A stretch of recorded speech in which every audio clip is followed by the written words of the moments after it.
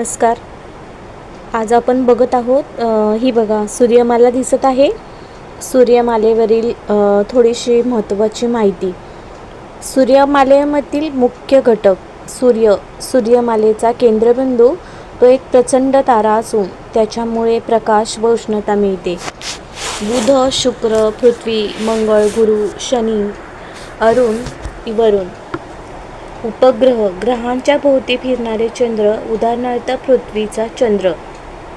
लघुग्रह मंगळ व गुरु यांच्या मधल्या पट्ट्यावर जास्त आढळतात. धूमकेतू बर्फ व वायूंनी बनलेले सूर्याजवळ आल्यावर शेपूट दिसते. उल्कपिंड अवकाशातील लहान खडकांचे तुकडे. सूर्यमालेची थोडक्यात वैशिष्ट्ये आपण बघूया. सर्व ग्रह सूर्याभोवती अंडाकृती कक्षेत फिरत असतात. सूर्याचे गुरुत्वाकर्षण सूर्यमालेला एकत्र धरून ठेवतात. पृथ्वीवर जीवन शक्य होण्याचे कारण म्हणजे सूर्यापासून योग्य अंतर. सूर्यमाला म्हणजे सूर्य व त्याच्या भोवती फिरणाऱ्या सर्व ग्रह, उपग्रह, लघुग्रह व धूमकेतू यांचा समूह होय. सूर्य हा सूर्यमालेचा केंद्रबिंदू असून तो एक तारा आहे.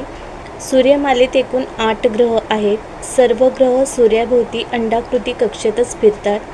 सूर्याच्या गुरुत्वाकर्षणामुळे सूर्यमालेतील सर्व वस्तू एकत्र बांधल्या जातात.